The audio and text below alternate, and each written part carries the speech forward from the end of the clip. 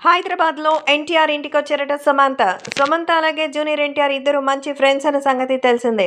Young tiger NTR అలాగే సమంత ఇద్దరు కలిసి 'జనతా గ్యారేజ్', 'బృందావనం' లాంటి సినిమాల్లో కలిసి నటించారు.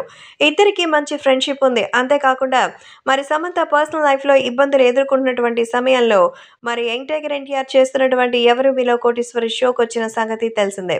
అలా వాళ్ళిద్దరి మధ్య మంచి ఫ్రెండ్‌షిప్ అయితే ఉంది. సో తాజాగా వీళ్ళిద్దరూ కలిసినట్టుగా అయితే సమాచారం అందుతోంది.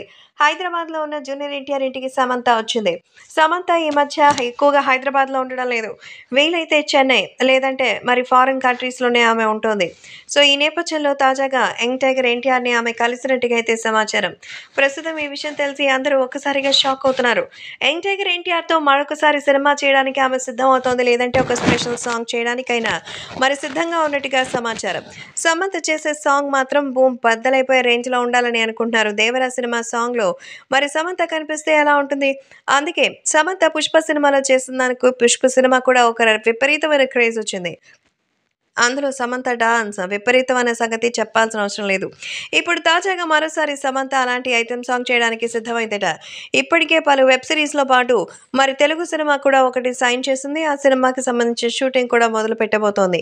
ఈ లోపల జూనియర్ ఎన్టీఆర్‌ని కలవడానికి కారణం ఏంటి? ఏదైనా స్పెషల్ సాంగ్ కోసమా? లేదంటే జూనియర్ ఎన్టీఆర్‌తో కేవలం మాటామంతి కోసమా అనేది చూడాలి.